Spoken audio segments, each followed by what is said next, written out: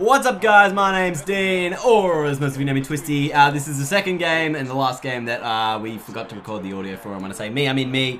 Unfortunately, Jason couldn't join me for today's commentary because he's out and about today and he's a little bit sick. So hopefully he gets better soon so then we can get some more recordings done. We're doing a highly anticipated game today. Hawthorn versus Geelong. I know a lot of people have been wanting this. This is the big rivalry match.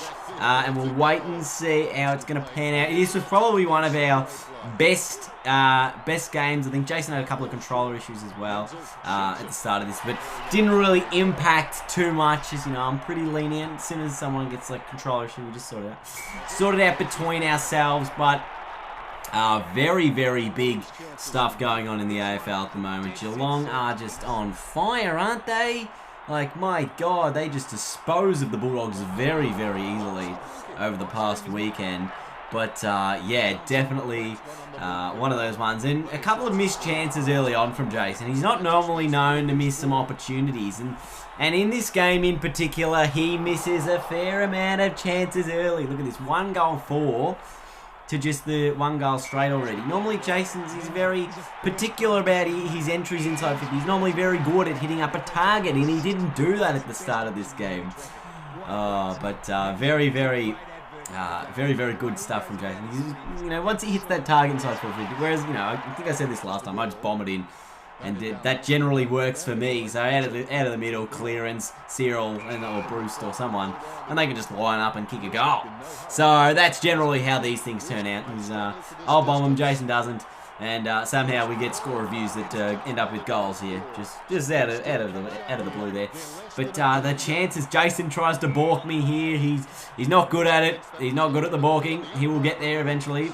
But that's probably one of the things that separates us as well as a balking case. But yes. Hawthorn and Geelong, I wonder if this will definitely be a finals match this season. I think that 100% these two teams will play each other in the finals. I reckon Hawthorn's actually pretty good chance to finish 4th and or even 3rd. So whether they play each other in a prelim, the grand final, a qualifying final, one of those three is definitely going to happen. And I think another final that I can see happening is Sydney versus Greater Western Sydney. I think no matter which way I look at it and work it out, every time I do a fixture prediction into a finals prediction, it always seems to be the Swans and the Giants playing off in the preliminary final. So I think that's what's going to happen. I think the Giants will play the Swans in the prelim. Like, imagine if those were the two prelims. Sydney v GWS and Geelong v Hawthorn. Like, how crazy would that final series be?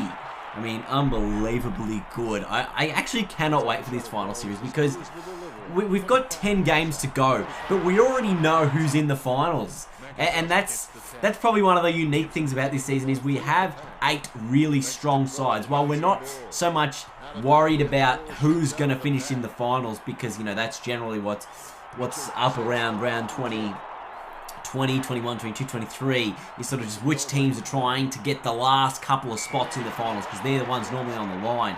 But at this stage, it looks as though the top 8 is going to be set.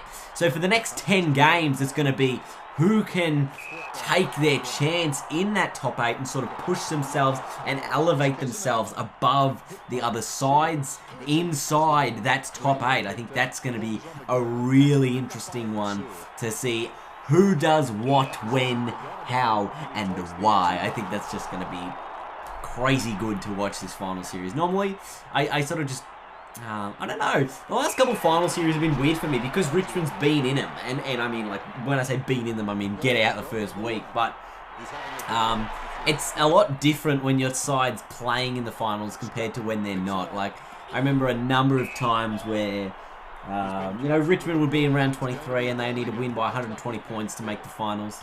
And they need another team to lose by 50 points. So like, I know that side of things. I know Richmond's probably not going to make the 8 this season. It's pretty much set, but when your team's in the finals, there's so much hype. Like, can we do it? Can we win a final? Can we go on to the next week? If we get to the next week, who are we going to play? Kind of thing. Whereas when it's not, you sort of just like, you get to back a different team, or you get to just back a number of teams because you know, then they're in the finals, and then obviously when your team Richmond gets knocked out, then you'll back someone else to win the grand final. I think the last 3 seasons we've backed. I think we wanted Fremantle to win in 2013. This was me and my friends when I was at their house. I picked City to beat Hawthorn in 2012, so I got that one right. Then we wanted Freo to beat Hawthorn in 2013. We didn't get that one. Then we picked, I didn't even watch the 2014 grand final. I think I watched the first quarter and it was game over because Hawthorn was so dominant over Sydney in that one.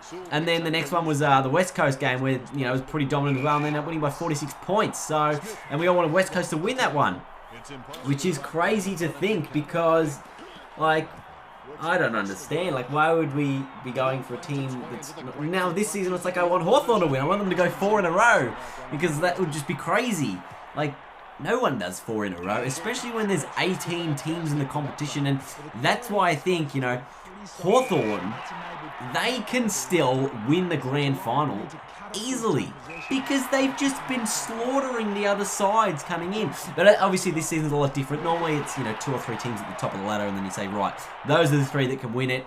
Everyone else is sort of just, you know, hoping that they'll get there, or at least we'll need to produce something special to get there. But this time there's so many sides in the top 8 that will, you know, be vying for a position. It just makes for a really, really interesting contest. And even here, look at this last quarter. This is a contest we've got going on. 3.5 minutes to go. And Jason can get it back to 3 points. See, he just does these little dab kicks. The little dabby kicks, and he just puts himself into a good position. Oh, Jason. But these are very, very good games, obviously. And thank you guys for supporting our Epic Battles series. We will be back to live commentary as of the next Epic Battle because the live commentary is pretty funny, like when you actually listen to us go. These games though, I was so frustrated that they weren't like given to, like that I didn't get the audio. I was, come on Dean, surely you get the audio for these ones. Like these are 2 of the best games that you guys have played and you can't even get it. Like, come on.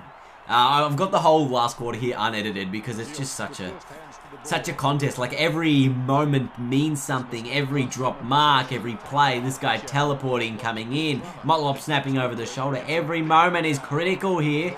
Everything. But yeah, it's crazy. Crazy good. So there's 2.5 minutes on the clock here. Let me talk you through it right now. I am up by 3 points, just trying to make sure that I can get up by like 2 or 3 goals here. And Jason, he shouldn't be doing that. He's trying to spot up a guy in the middle of a pack of 4 people. And then this is really where I can hurt him on the counter-attack because I had numbers out the back, but I couldn't get there. Oh, look at even the contest on the wing. It's another 2-on-1. Didn't get the numbers there. And then this one. Dropped mark.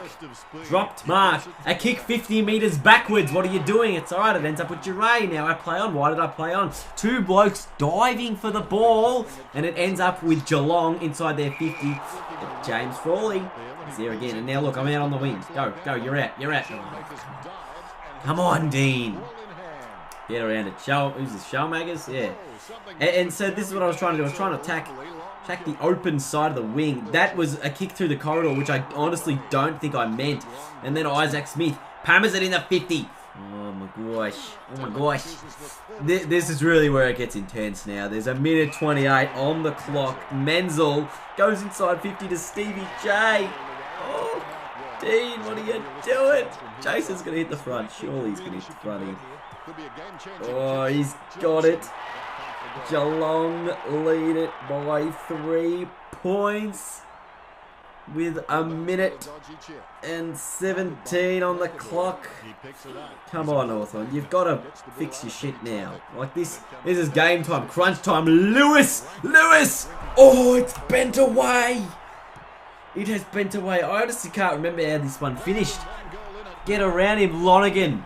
Onto the wing, come on. I need a goal. Come on, Burgoyne, you can do it. Surely you can do it. You've got the wind at your back. This is going to be a big kick. He's going the barrel.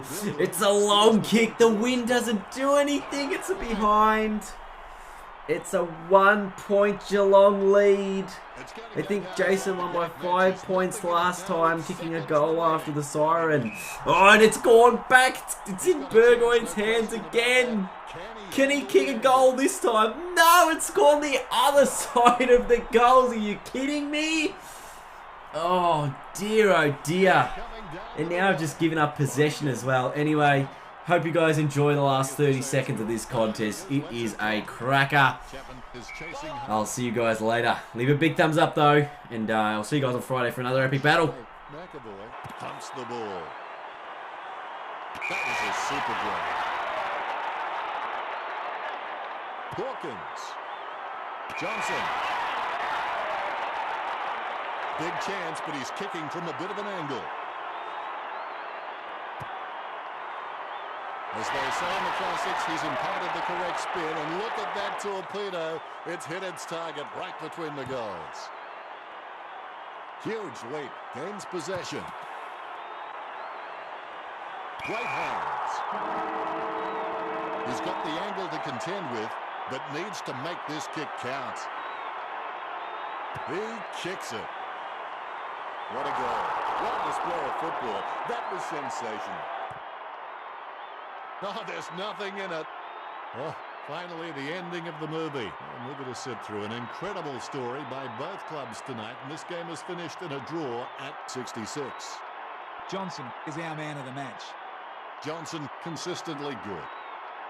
That's all for us. Thanks for joining us. And